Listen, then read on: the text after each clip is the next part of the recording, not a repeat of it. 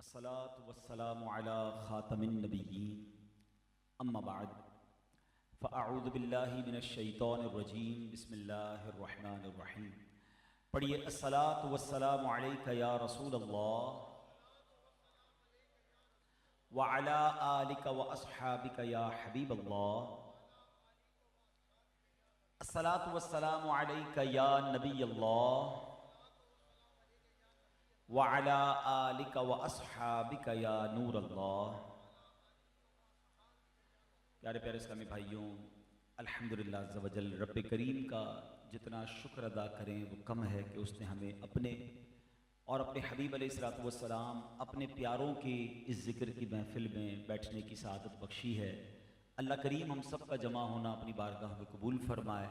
صاحب خانہ نے جو محفل سجائی ہے، انتظام کیا ہے، اللہ ان کا یہ محفل سجانا، خرچ کرنا، اہتمام کرنا اور شرکاء کا وقت نکال کر آنا سب اپنے دربار میں قبول فرمائے.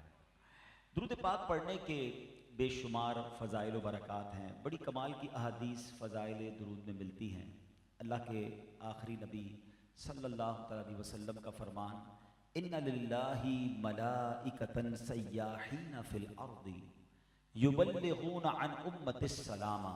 میرے آقا فرماتے ہیں زمین پر کچھ فرشتے ہیں جو سیاحین ہیں، گھومتے پھرتے رہتے ہیں، جو میری امت کا سلام مجھ تک پہنچاتے ہیں. یعنی فرشتوں کی یہ ڈیوٹی ہے کہ وہ ٹریول کرتے رہتے ہیں اور جہاں جہاں کوئی درود پڑھے تو وہ درود نبی پاک تک پہنچاتے ہیں. ایک امتی کے لیے اس سے بڑی سعادت کیا ہے کہ میں درود پڑھوں اور میرا درود کون لے کر جائے گا؟ فرشتہ لے کر جائے گا. نوری مخلوق جائے اور بارگاہ رسالت میں پہنچائے. ایک اور بڑی پیاری حدیث ہے جس کا مضمون ہے کہ آقا فرماتے ہیں میری قبر پر ایک فرشتہ مقرر ہے جس کو اللہ نے تمام مخلوق کی آوازیں سننے کی طاقت عطا فرمائی. بس میرا کوئی بھی امتی قیامت تک جب مجھ پر درود پڑھتا ہے وہ اس کا درود مجھ تک کس طرح پہنچاتا ہے؟ ھذا فلان ابن فلان قد صلی علیک، حضور فلان بن فلان نے آپ پر درود بھیجا ہے. میرا درود فرشتہ پہنچاتا بھی ہے اور میرا نام بھی اور میرے والد کا نام بھی لیتا ہے. اس سے بڑھ کر کیا سعادت ہے کہ مجھ گناہگار کا نام وہاں پہنچ جائے، میری حاضری لگ جائے. تو جتنا ہو سکے درود پاک کثرت سے پڑھتے رہا کریں. اللہ مجھے بھی آپ کو بھی کثرت سے درود پاک پڑھنے کی توفیق عطا فرمائے. محبت سے درود پاک پڑھ لیں. صلو علی الحبیب صلی اللہ تعالی علی محمد صلی اللہ علیہ وسلم. واہ کیا مرتبہ اے غوث ہے بالا تیرا، واہ کیا مرتبہ اے غوث ہے بالا تیرا، اونچے اونچوں کے سروں سے قدم آلا تیرا. یعنی قدم کی شان یہ ہے کہ اونچے اونچوں کے جو سر ہیں نا ان سے بھی قدم آلا ہے. اور پھر اعلیٰ حضرت کمال کی بات لکھتے ہیں کہ سر بھلا کیا کوئی جانے کہ ہے کیسا تیرا. حضور آپ کے سر اقدس کی بات تو نرالی ہے. قدم کی شان کیا ہے؟ اولیاء ملتے ہیں آنکھیں وہ ہے تلوا تیرا. پیران پیر ہیں، اولیاء کے سردار ہیں. یاد رکھیں کچھ ولی وہ ہوتے ہیں، اولیاء کی قسمیں ہیں. میں انشاءاللہ آج کچھ قسمیں بھی بیان کروں گا. اولیاء میں سے بڑی خوبصورت تقسیم ہے. کچھ اولیاء وہ ہیں جو زندگی میں راہ ہدایت پر نہ تھے، زندگی میں ایک ایسا موقع آیا، ایسی ٹھوکر لگی، ایسی توبہ کی کہ اللہ نے اس توبہ کے بعد انہیں ولایت کے مرتبے پر پہنچا دیا. بہت سارے واقعات ہیں. حضرت بشر حافی کا واقعہ، حضرت حبیب عجمی کا واقعہ، توبہ سے حضرت فضیل بن عیاض کا واقعہ کہ توبہ سے پہلے زندگی کچھ اور تھی مگر توبہ کی تو اللہ نے توبہ کیسی قبول کی کہ اپنا ولی بنا دیا. اچھا یہ ایک بڑی باریک بات بھی عرض کر دوں، سمجھدار لوگ اس بات کو پک کریں گے. حضرت فضیل بن عیاض توبہ سے پہلے ڈاکو تھے. حضرت حبیب عجمی وہ سود کا کام کرتے تھے. حضرت بشر حافی شراب پیتے تھے. توبہ کی تو کہاں پہنچے کہ آج ان کا نام لو تو سر ادب سے جھک جاتا ہے. مگر یہ جو ریولوشن ہے نا، یہ جو بدلاؤ ہے، یہ جو عطا ہے، اس سے یہ پتہ چلتا ہے کہ میں بھی گناہگار ضرور ہوں لیکن اگر رب چاہے تو میں بھی اس کا ولی بن سکتا ہوں. نبوت کا دروازہ بند ہو گیا، صحابی اب کوئی نہیں بن سکتا مگر ولایت جاری ہے. اب میرے پیر و مرشد امیر اہل سنت کا اگر وہ آپ دعا کا شعر پڑھیں نا تو پھر بات سمجھ آتی ہے کہ تو اپنی ولایت کی خیرات دے دے. ہم اپنی دعا میں اللہ سے ولایت نہیں مانگتے، نارملی بہت ساری چیزیں مانگتے ہیں مگر اللہ والے یہ بھی سکھاتے ہیں کہ مانگ کس سے رہو. ٹھیک ہے قابل نہیں، ہمیں پتہ ہے ہماری تو اوقات ہی کوئی نہیں، اچھا بندہ بن جائے تو بڑی بات ہے، مگر جس سے مانگ رہے ہیں نا وہ چاہے تو چور کو بھی قطب بنا سکتا ہے، وہ چاہے تو شرابی کو بھی ولی بنا سکتا ہے، میں بھی گناہ گاروں کا سردار ہوں، مگر اگر امیر اہل سنت کی وہ دعا اگر ہم سمجھیں اور اللہ کرے، پتہ نہیں کون سی قبولیت کی گھڑی ہو، کسی مقام پر جائیں، کسی موقع پہ ہو، کبھی رکت آ رہی ہو تو مانگا کرو. کیا دعا کی؟ تو اپنی ولایت کی خیرات دے دے میرے غوث کا واسطہ یا الہی، میرے غوث کا واسطہ. اچھا یہ تو ہو گئے وہ علماء اولیاء کرام جو توبہ کی اور زندگی میں ریولوشن آیا، بدلاؤ آیا، انقلاب آیا، ولی بن گئے. لیکن غوث پاک وہ اللہ کے ولی ہیں جن کو جو مادرزاد ولی ہیں جن کو سلیکٹ کیا گیا ہے. بڑی تفصیل ہے کہ آپ کی والدین کا رشتہ کیسے ہوا، وہ رشتے کے پیچھے سٹوری کیا تھی، اور پھر اللہ نے اولاد کیسی عطا فرمائی، اور ماں کے پیٹ میں ہی آپ نے 18 پارے قرآن پاک کے یاد کر لیے. تو he is a chosen one, he was a chosen one. یہ سلیکٹڈ لوگ ہوتے ہیں جن کو اللہ کریم نے وقت سے یعنی پیدا ہونے سے پہلے ہی سلیکٹ کر لیا ہوتا ہے کہ یہ اللہ کی ولایت کا تاج انہیں عطا کیا جائے گا، اور پھر آپ تو اولیاء کے سردار. اب آپ کا واقعہ ایک ہے بڑا کمال کا واقعہ. شیخ محمد بن محفوظ رحمۃ اللہ تعالی، مجھے آج بتایا گیا کہ 11ویں شریف کا اجتماع رکھا گیا، تو میں نے کہا چلیں آج پیران پیر کی باتیں کرتے ہیں اور کچھ کنفیوژنز بھی دور کر دیتے ہیں. آج کل کے بچے ذرا کنفیوز جلدی ہو جاتے ہیں، تو میں نے سوچا کہ چلے کچھ باتیں ایسی کرتے ہیں جو عقیدے کو مزید مضبوط بھی کرے اور کلیریفائی بھی کرے. ایک مرتبہ بہت سارے مشائخ پیران عظام غوث پاک کی بارگاہ میں حاضر ہوئے. عوام تو آتی تھی، آپ تو پیروں کے بھی پیر تھے نا، ولیوں کے سردار، تو بڑے بڑے مشائخ، خود بڑے بڑے پیر، سب ایک سمجھے کہ وفد کی صورت میں غوث پاک کی بارگاہ میں گئے. اب غوث پاک کی بارگاہ میں جب پہنچے تو سب نے اپنی اپنی حاجتیں بیان کرنا شروع کی. غوث پاک کی بارگاہ میں گویا کہ حضور آپ دعا کریں گے تو ہمارا یہ مسئلہ حل ہو جائے گا. اب کیا ہوا؟ تو کسی نے کہا کہ میں مجاہدہ یعنی نیکیوں میں خوب کوشش کرنے کی طاقت چاہتا ہوں. کسی نے عرض کیا میں خوف خدا کا طلبگار ہوں. کوئی کہتا ہے میں اپنے وقت کو محفوظ کرنا چاہتا ہوں، زیادہ سے زیادہ ذکر اللہ کے لیے وقت نکال پاؤں. کوئی کہتا ہے حضور میں علم میں اضافہ چاہتا ہوں. شیخ خلیل نے عرض کیا حضور میں کتب پڑھنا چاہتا ہوں. شیخ ابو البرکات نے عرض کیا میں اللہ پاک کی محبت میں خوب اضافہ چاہتا ہوں. شیخ ابو الفتوح رحمۃ اللہ تعالیٰ نے عرض کیا میں قرآن پاک کا اور حدیث رسول کا حافظ بننا چاہتا ہوں. سب اپنی اپنی باتیں کہ ہماری یہ ڈیزائر ہے، ہماری یہ خواہش ہے. اچھا اب یہاں تھوڑا سا رک جاتے ہیں. اللہ والے تھے، پیر تھے، مشائخ تھے، علماء تھے، مانگ کیا رہے ہیں؟ یہ بھی سیکھو نا. ہم ہوتے تو کیا کہتے ہیں غوث پاک ہمیں مل جائیں، غوث پاک بنگلہ چاہیے، فلاں نئے ماڈل کی گاڑی چاہیے، آئی فون 17 آیا ہوا ہے آج کل. تو ینگسٹر تو شاید وہی مانگ لیتا ہے غوث پاک، وہ بھی پرو والا چاہیے، ٹھیک ہے نا. تو اب ہماری خواہشیں کچھ اور ہیں. ان کو جب جب موقع ملتا ہے کہ یار یہاں دعا قبول ہو جائے گی، یہاں کام بن جائے گا، تو کیا مانگا؟ ولی بننا چاہتا ہوں، حافظ حدیث بننا چاہتا ہوں، حافظہ مضبوط ہو جائے، اللہ کا قرب مل جائے. یہ طرح طرح کی انہوں نے تمنائیں غوث پاک کے سامنے رکھی. تو پیران پیر فرماتے ہیں ہم سب کی حاجات پر سب کی مدد کرتے ہیں. شیخ ابو الخیر رحمۃ اللہ تعالی فرماتے ہیں اللہ پاک کی قسم اس مجلس میں جس نے جو مانگا تو اس کو وہی مل گیا. شیخ ابو الفتوح فرماتے ہیں کہ قرآن پاک کے حفظ ہونے کی تمنا کی تھی، کہتے اللہ نے ایسی توفیق دی کہ 6 مہینے میں پورا قرآن یاد ہو گیا. شیخ جمیل رحمۃ اللہ تعالیٰ نے انہوں نے کہا تھا کہ میں اپنے وقت کو محفوظ کرنا چاہتا ہوں تاکہ میں اللہ کے ذکر پہ مشغول رہوں. کہتے ہیں اس درجے پر پہنچ گئے کہ ہر وقت تسبیح کے لیے ذکر اللہ میں مصروف رہا کرتے، یعنی جس نے جو مانگا وہ انہیں مل گیا. اللہ اکبر. اسی طرح حضرت شیخ محمد بن محفوظ فرماتے ہیں میرے دل میں مختلف خیالات آتے رہتے تھے، میں ان میں فرق نہیں کر پاتا تھا کون سا خیال اللہ کی طرف سے ہے، کون سا خیال اللہ کی طرف سے نہیں ہے. کہتے حضور مجھے کوئی ایسی معرفت مل جائے کہ جب ذہن میں خیال آئے تو پتہ چل جائے کہ یہ تھاٹ جو ہے یہ خیال اللہ کی طرف سے ہے یا نہیں ہے. اللہ اکبر. کہتے ہیں غوث پاک نے میرے سینے پر ہاتھ رکھا اور سبحان اللہ میرے دل میں ایک نور چمکا.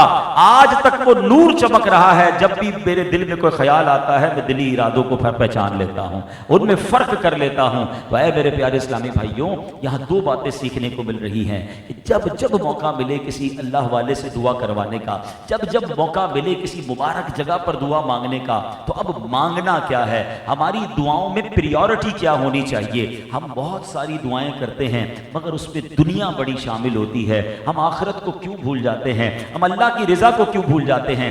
نبی پاک کی دعائیں دیکھیں نا، اللہ کے کے نبی کیا دعا کرتے تھے؟ بڑی پیاری پیاری دعائیں. اللہم ربنا آتنا فی الدنیا حسنہ وفی الآخرۃ حسنہ وقنا عذاب النار. اب ذرا اس دعا کو دیکھیں. اے اللہ دنیا میں میری بہتر کر دے, میری آخرت بہتر کر دے, اور اے اللہ عذاب نار سے بچاؤ اور بچانا.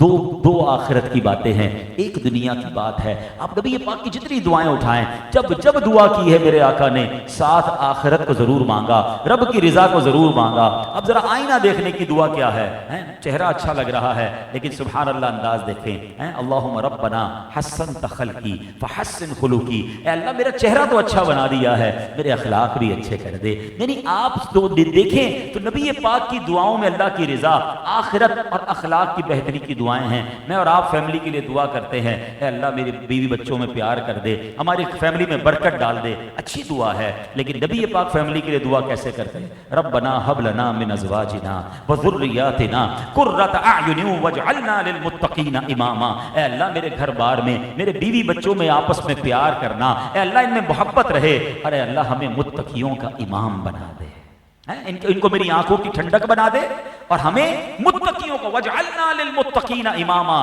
بات تو فیملی کی ہو رہی تھی, بات تو اپنے فیملی کے لوگوں کے لیے دعا ہو رہی ہے, مگر پھر تک متقیوں کا امام بھی تو بننا ہے. تو یہ بات سیکھنی ہے کہ دعاؤں میں اللہ کی رضا مانگے. اچھا اس طرح دیکھیں نا, اب میں آپ سے اگر سوال کروں تو بتائیں دنیا کا مالک کون ہے؟ اللہ تعالیٰ ہے. آخرت کا مالک کون؟ وہ بھی رب ہے. تو اگر میں اللہ سے دنیا مانگوں اور اس کی بجائے میں اللہ سے اللہ ہی کو مانگ لوں, اللہ ہی کو راضی کر لوں, میرا رب راضی ہو گیا, تو پھر دنیا بھی اچھی کر دینی ہے, آخرت بھی اچھی کر دینی ہے. ہم اللہ سے یہ کیوں نہیں کہتے اللہ تو ہم سے راضی ہو جا, اے اللہ ہم سے اپنی رضا عطا فرما دے. اللہ راضی ہو گیا تو اس نے دنیا بھی اچھی کر دینی ہے, آخرت بھی اچھی کر دینی ہے. تو غوث پاک سے جا کر دعا کروانے والے کیا مائنڈ سیٹ تھا, یہ بات سیکھنے کو ملی. اور پھر اللہ نے غوث پاک کو مرتبہ کیسا دیا کہ جس نے جو مانگا اسے وہ عطا ہو گیا. اچھا اب یہاں وہی بات کہ جب بھی کرامت آتی ہے, جب بھی اولیاء کرام کا ذکر ہوتا ہے تو شیطان ذہن میں وسوسے ڈالتا ہے. یا آج کل ایک مرض چلا ہوا ہے کہ سب کو سننا ہے, سوشل میڈیا کا زمانہ ہے, جناب کوئی وسوسہ ڈال دیتا ہے, ہم ٹینشن میں آ جاتے ہیں کہ یہ اللہ کے ولی کیسے دے سکتے ہیں, دینے والا تو اللہ ہے, 100% دینے والا اللہ ہے, ہم بھی یہی کہتے ہیں, ٹھیک ہے نا. لیکن اب مسئلہ یہ ہے کہ اللہ پاک نے اس دنیا کا ایک نظام بنایا ہوا ہے. اب یوں دیکھیے, میں اگر آپ سب سے پوچھوں روزی دینے والا کون؟ سب کے روزی دینے والا اللہ ہے. ابھی جتنے بچے ہیں ان کو روزی لا کر کون دیتا ہے؟ ابو جی لا کے دیتے ہیں. بھائی روزی دینے والا رب ہے تو بیوی کو بھی اللہ سے مل جاتی, بچوں کو بھی اللہ سے مل جاتی, مگر اللہ نے یہی روزی ان کے والد کے ذریعے ان تک پہنچانے کا انتظام کیا. تو کوئی بھی نہیں کہتا کہ یار ابو روزی دے رہے ہیں, دینے والا رب ہے. وسیلہ کس کو بنایا رب نے؟ والد صاحب کو بنایا. اور دنیا ہے ہی اسباب کے ذریعے. ہمیں کبھی ہم کسی سے کاروبار کرتے ہیں, اس سے نفع کماتے ہیں, اس کے ذریعے ہمارا کاروبار چل جاتا ہے, پیسے ہمیں مل جاتے ہیں. ہم یہ نہیں کہتے یہ مجھے روزی دے رہا ہے, اللہ نے اس کے وسیلے سے مجھے روزی دی ہے. تو اللہ نے یہ نظام بنایا. اچھا یہ تو میں نے عقلی دلیل دی ہے, اب آئیے قرآنی دلیل لے لیجیے تاکہ ہر طریقے سے وسوسے کی کاٹ ہو جائے. حضرت مریم رضی اللہ تعالیٰ کا ذکر سورہ مریم میں موجود ہے, اور آپ جب ایک بار تنہائی میں تشریف لے گئی تو وہاں آپ نے ایک نوجوان بہت خوبصورت شکل والے مرد کو دیکھا. اب بڑی باحیا تھی, تو نوجوان کو دیکھ کر کہتی ہیں انی اعوذ بالرحمن منکا, میں تجھ سے رحمان کی پناہ مانگتی ہوں. یعنی با پردہ با حیا خاتون ہے, اور تنہائی میں ایک مرد سامنے آ گیا, بڑا خوبصورت نوجوان. وہ نوجوان کوئی انسان نہیں تھا بلکہ انسانی شکل میں حضرت جبریل علیہ السلام تھے. حضرت جبریل نے کیا کہا, یہ بھی قرآن میں موجود ہے, انما انا رسول ربک لاہب لک غلاما زکیا. فرمایا میں تو تیرے رب کا بھیجا ہوا ہوں تاکہ میں تجھے ایک پاکیزہ بیٹا عطا کروں. یعنی اے مریم گھبرائیے نہیں, میں ایک فرشتہ ہوں, اللہ کی طرف سے آیا ہوں اور آپ کو ایک بیٹا دینے آیا ہوں. اب ذرا رک جائیے, میری طرف توجہ رکھیے گا. آیا کون ہے؟ جبرائیل. حضرت جبرائیل کا جو نام ہے نا, اس کا معنی ہی اللہ کا بندہ ہے, عبداللہ, یعنی اللہ کے بندے ہیں. اور یہ خود رب نے بھی قرآن میں فرمایا بل عباد مکرمون, بلکہ فرشتے عزت والے بندے ہیں. فرشتے اللہ نہیں ہیں, اللہ کے بندے ہیں. حضرت جبرائیل اللہ کے بندے ہیں. آپ نے یہ نہیں کہا کہ اے مریم گھبراؤ نہیں, میں اللہ کی طرف سے تمہیں بیٹا دینے آیا ہوں. حضرت جبرائیل کہتے ہیں کہ میں تیرے رب کا بھیجا ہوں تاکہ تجھے ایک پاکیزہ بیٹا عطا کروں. پتا چلا فرشتے اللہ پاک کے بندے ہیں, حضرت جبرائیل بھی اللہ کے بندے ہیں. اولاد دینے والا اللہ ہے, بیٹے دینے والا رب ہے. مگر یہاں جبریل نے کیا کہا لِأَهَبَ لَكِ غُلَامًا زَكِيًّا، تاکہ میں تجھے ایک پاکیزہ بیٹا عطا کروں۔ تو پتا چلا کہ اللہ کے مقبول بندے اللہ کی عطا سے جو چاہے عطا فرما سکتے ہیں۔ اب یہاں ایک بات بڑی، اب اس کو بھی تو ایک آپ نے قرآن کی آیت سے سمجھی نا بات، اب میں آپ کو اس کو لاجیکلی بھی سمجھا دیتا ہوں۔ پہلے تمام عاشقان رسول اس بات کو، یہ نوجوان بچے جو بعض اوقات کنفیوز ہوتے ہیں، اس عقیدے کو ذہن میں بٹھا لیں، دینے والا اللہ کے سوا کوئی دنیا میں کچھ نہیں دے سکتا۔ روزی دینے والا، زندگی دینے والا، موت دینے والا، شفا دینے والا، یہ سب مالک ہے، ٹھیک ہے، اللہ کریم ہے۔ اب اللہ نے اپنے کچھ پیاروں کو اختیار دیے ہیں، ٹھیک ہے۔ اب اس کو میں دنیاوی اگزامپل کے ذریعے سمجھاتا ہوں۔ بڑے بڑے لوگ ہوتے ہیں جن کی بہت ساری پراپرٹیز ہوتی ہیں، بڑے بڑے بزنس ہوتے ہیں، انہوں نے اپنے مینیجر کو اختیار دیا ہوتا ہے، میری طرف سے پاور آف اٹارنی ہے، تم پراپرٹی ٹرانسفر کر دینا، ایسا کرنا، ہر مہینے سیلری بانٹ دینا۔ تو کوئی یہ نہیں کہتا مجھے مینیجر نے سیلری دی ہے، وہ کیا کہتے ہیں مالک کی سیلری ہے، بانٹ یہ رہے ہیں۔ آ رہی ہے بات سمجھ میں؟ پراپرٹی اس کی نہیں ہے، یہ پاور آف اٹارنی ہے ان کے پاس، ان کو مالک نے پاور دیا ہے کہ میری طرف سے ٹرانسفر دے دینا، کسی کو پرابلم نہیں ہوتا۔ کوئی نہیں کہتا کہ جناب یہ آپ نے پاور آف اٹارنی والے کو مالک بنا دیا، آپ نے مینیجر کو فیکٹری کا اونر بنا دیا۔ ایوری بڈی نوز کہ اس کے پاس اتھارٹی ہے سیلری دینے کی، اس کے پاس اتھارٹی ہے پراپرٹی دینے کی۔ اہل سنت والجماعت کا عقیدہ یہی ہے، ہر ولی، ہر صحابی، ہر نبی اللہ کے محتاج ہیں، اللہ کسی کا محتاج نہیں ہے۔ ہاں مگر رب جسے چاہے اختیار عطا فرماتا ہے۔ بخاری کی بڑی مشہور حدیث پاک ہے، نبی پاک فرماتے ہیں انما انا قاسم واللہ یعطی، بے شک اللہ عطا فرماتا ہے اور میں تقسیم فرماتا ہوں۔ ہمارا یہی تو عقیدہ ہے۔ ارے پرابلم کہاں ہے؟ اگر کوئی کہے کہ نہیں جناب رسول اللہ یا انبیاء یا صحابہ یا اولیاء اللہ کے دیے بغیر سے اپنی طرف سے ذاتی دیتے ہیں، وہ شرک کرے گا، وہ مشرک ہو جائے گا۔ ہم میں سے کوئی یہ نہیں کہتا، ہم سب یہ مانتے ہیں کہ سب کو دینے والا رب ہے۔ اب اگر اللہ نے اپنے کچھ پیاروں کو اختیار دیا ہے تو کچھ لوگوں کو پرابلم کیوں ہو جاتا ہے؟ ارے بخاری کی حدیث ہے کہ اللہ کے نبی فرماتے ہیں اللہ عطا فرماتا ہے، میں تقسیم کرتا ہوں۔ اور یہی بات بریلی کے تاجدار امام عشق و محبت نے اس حدیث کو ہی کس خوبصورت انداز میں بیان فرمایا۔ آپ فرماتے ہیں رب ہے مہدی یہ ہے قاسم، رب ہے موتی یہ ہے قاسم، رزق اس کا ہے کھلا دے یہ ہے صلی اللہ۔ اس شعر میں بھی مسئلہ حل ہو رہا ہے، رزق کس کا ہے؟ رزق اس کا، اللہ مالک ہے، کھلا دے یہ ہے صلی اللہ۔ محفل کے بعد لنگر تو رکھا ہوگا نا؟ کس کے گھر کی محفل ہے؟ کیا نام ہے حاجی صاحب کا؟ غلام یاسین بھائی۔ غلام یاسین بھائی کے گھر پہ لنگر ہے اور یہاں کوئی اجمل صاحب بیٹھے ہیں، وہ تھال اٹھا کے آپ کو دے دیں، تو آپ گھر جا کے کیا کہیں گے؟ اجمل صاحب کی دعوت کھائی یا غلام یاسین کی کھائی؟ بھائی تھال تو اجمل صاحب نے دیا تھا، تو آپ کہیں گے کہ تو کھانا ان کا تھا، وہ بانٹ رہے تھے۔ ہوں تو مسئلہ حل ہو جانا چاہیے، ٹھیک ہے نا، کہ بھائی اللہ ہی کا ہے، اللہ کی عطا سے اللہ اپنے پیاروں کو اختیار دیتا ہے، وہ تقسیم فرماتے ہیں۔ تو نہ کرامت میں پرابلم ہونی چاہیے، نہ اولیاء کرام کی عطا سے پرابلم ہونی چاہیے۔ ایک اور بخاری کی حدیث سن لو، وہاں لوگ کہتے ہیں ریفرنس دیا کرو، چلے بخاری شریف سے ہی بات کرتے ہیں۔ اللہ کے نبی علیہ السلام فرماتے ہیں هل تنصرون وترزقون الا بضعفائکم۔ آئے ہائے، اگر بات سمجھ آ جائے نا، نبی پاک فرماتے ہیں سن لو اے لوگو، سن لو، تمہاری جو مدد کی جاتی ہے، تمہیں جو رزق دیا جاتا ہے، یہ صرف اور صرف تمہارے ضعیفوں کی برکت ہے۔ رزق دینے والا تو رب ہے، مدد کرنے والا تو رب ہے۔ بخاری شریف کی حدیث ہے، فرمائیے جو ضعیف ہے نا، جو اللہ والے ہیں، دنیا سے دور ہیں، عبادت میں مصروف رہتے ہیں، زیب و زینت میں نہیں پڑتے، اللہ سے تعلق جوڑتے ہیں، ساری دنیا کو جو رزق ملتا ہے، جو مدد ملتی ہے، وہ ان کے صدقے، ان کے وسیلے سے ملتی ہے۔ اس کا مطلب یہ نہیں کہ یہ رزق دیتے ہیں، اللہ اپنے ان پیاروں کے صدقے اپنے بندوں کی مدد فرماتا ہے۔ اور یہی بات تو سبحان اللہ اعلی حضرت نے لکھی نا، لا ورب عرش جس کو جو ملا ان سے ملا، بٹتی ہے کونین میں نعمت رسول اللہ کی۔ تو جو ملا ان سے ملا، کیوں؟ انما انا قاسم واللہ یؤتی، اللہ دینے والا ہے، آقا فرماتے میں تقسیم کرنے والا ہوں۔ تو امید کرتا ہوں کہ آج جب بھی اولیاء کرام کا ذکر، صحابہ اور اہل بیت کا ذکر سنیں گے تو اب کنفیوژن نہیں رہے گی۔ اب آئیے میں آپ کو ایک بڑی خوبصورت تفصیل اور بڑی یونیک تفصیل بتاتا ہوں جس سے مزید اولیاء کرام سے محبت اور پیار بڑھ جائے گا۔ اللہ کریم قرآن مجید میں ارشاد فرماتا ہے، الا ان اولیاء اللہ لا خوف علیہم ولا هم یحزنون الذین آمنوا وکانوا یتقون۔ ترجمہ کنز ایمان سن لو، بے شک اللہ کے ولیوں پر نہ کچھ خوف ہے نہ کچھ غم ہے، وہ جو ایمان لائے اور پرہیزگاری کرتے ہیں۔ اب ذرا یاد رکھیے گا، یہ خوف اور غم کی جو بات کی گئی ہے نا، یہ بڑی کمال کی بات ہے۔ مفسرین بڑی کمال کی بات فرماتے ہیں۔ خوف کس چیز کا ہوتا ہے؟ جو چیز ہونے والی ہو، آنے والی ہو۔ غم کس چیز کا ہوتا ہے؟ جو پیچھے ہو گئی ہو۔ بات سمجھ رہے ہیں؟ غم کا چیز کا، غم آنے والی چیز کا نہیں ہوگا، ہوئی نہیں تو غم کہاں سے ہوگا؟ آنے والی چیز کا خوف ہوتا ہے، گزری ہوئی چیز کا غم ہوتا ہے۔ اللہ فرماتا ہے نہ ان کو غم ہوتا ہے نہ ان کو خوف ہوتا ہے۔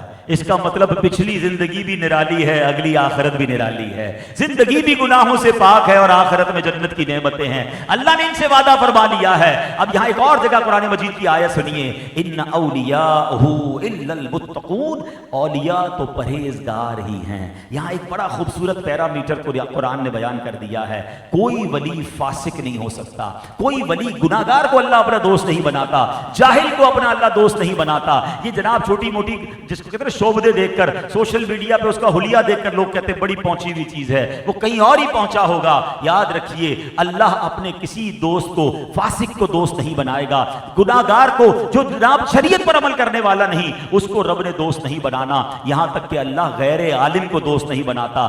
شان علم والوں کی کتنی نرالی ہے کہ کچھ عالم بن کر ولی بنتے ہیں اور کچھ ایسے ہوتے ہیں جن کو رب ولی بنا کر علم عطا فرما دیتا ہے۔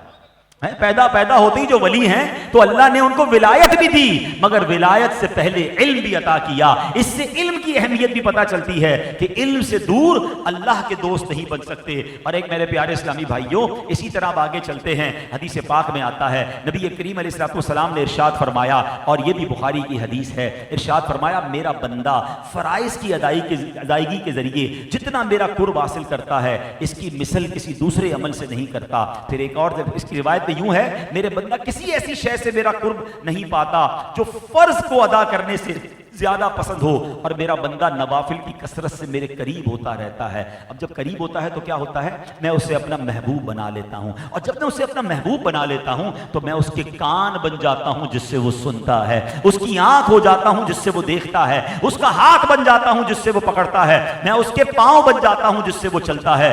اگر وہ مجھ سے مانگے تو میں اسے ضرور دیتا ہوں، اور اگر مجھ سے پناہ طلب کرے تو میں اسے پناہ دیتا ہوں۔ اب مجھے بتائیے، کرامت کا تو مسئلہ ہی ختم ہو گیا نا۔ بخاری شریف کی حدیث بتا رہی ہے کہ جو رب کا پیارا ہو جائے، رب فرما رہا ہے میں اس کی آنکھ بن جاتا ہوں۔ اس کا مطلب کیا ہے؟ اللہ کے نور سے وہ دیکھنے لگ جاتا ہے، اللہ کے نور سے وہ سننے والا بن جاتا ہے، اللہ کے نور سے وہ ہاتھ سے پکڑنے والا بن جاتا ہے۔ تو جس کے ساتھ قدرت رب کی شامل ہو جائے، اب وہ کرامتیں دکھائے، اب وہ بغداد میں رہ کر کراچی والوں کو دیکھ لے، وہ اجمیر میں لے کر یورپ والوں کو دیکھ لے، ارے وہ مدینے میں گنبد خضرا کا مکی ہو اور ہم سب پر جناب نگاہ رحمت فرما لیں، تو اللہ تو خود فرما رہا ہے کہ میں اس کی آنکھ بن جاتا ہوں۔ ارے جس کی آنکھ میں رب کی رحمت کا نور شامل ہو جائے، اب اس کی نگاہ کا عالم کیا ہوگا؟ پھر ہم کیوں نہ جھوم کر کہیں کہ نگاہ ولی میں وہ تاثیر دیکھی، بدلتی ہزاروں کی تقدیر دیکھی۔ اللہ اکبر۔ حضرت عمر فاروق، آپ نبی تو نہیں ہیں نا، آپ صحابی ہیں، اور مگر حدیثوں میں آپ کی کیسی کیسی کرامتیں مشہور ہیں۔ حضرت عمر فاروق کو دریائے نیل کے بارے میں بتایا گیا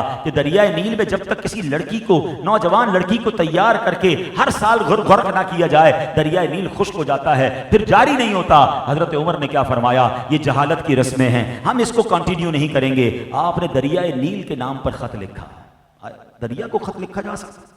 دریا کیسے خط پڑے گی؟ مگر اللہ والے تھے نا، دریائے نیل کو خط کیا لکھتے ہیں کہ اے دریائے نیل، اگر تو اپنی مرضی سے چلتا ہے تو خشک ہو جا، ہمیں تمہاری کوئی ضرورت نہیں ہے، اور اگر اللہ تعالیٰ کی مرضی سے چلتا ہے تو میں اللہ تعالیٰ سے دعا کرتا ہوں کہ تجھے جاری فرما دے۔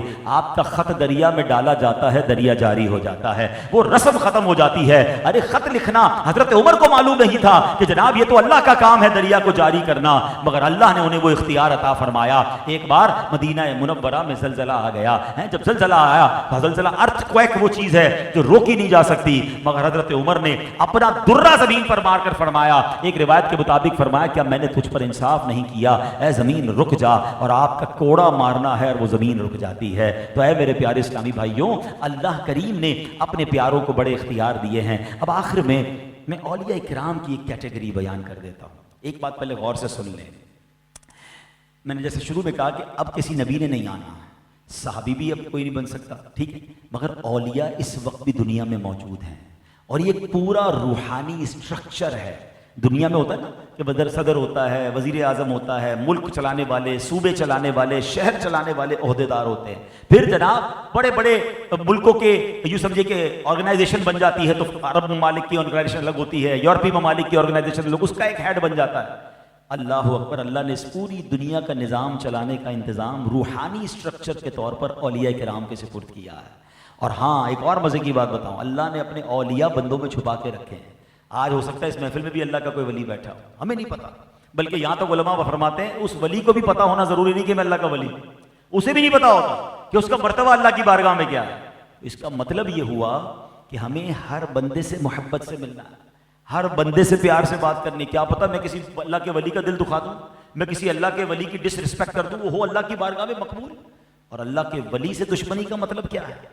اللہ نے اعلان جنگ فرمایا ہے, یاد رکھیے گا. تو یہ بعض اوقات چلتے چلتے چھیڑتے ہیں, چلتے چلتے ستاتے ہیں, غریب لوگوں کو گالیاں دیتے ہیں, تھپڑ مار دیتے ہیں, برا بھلا کہتے ہیں, نہ کیا کرو. کیا پتہ یہ ٹھیلے والا, یہ رکشے والا, یہ بس والا ہے, یہ ہمارے گھر کا ملازم, یہ اللہ کی بارگاہ میں کیا مرتبہ رکھتا ہو, اور اس کا دل ٹوٹے اور میرا سب کچھ ٹوٹ جائے. سب کے ساتھ محبت, سب کے ساتھ پیار.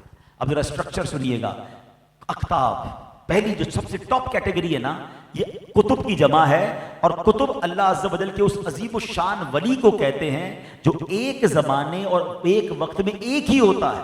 اسے غوث بھی کہتے ہیں. آج ہم غوث اعظم کا جو الحمدللہ ذکر خیر کرنے آئے نا, غوث پاک کو تو وہ مرتبہ ملا ہے کہ علماء کرام فرماتے ہیں کہ آج بھی اگر کسی کو ولایت ملتی ہے تو غوث پاک کے در سے ملتی ہے.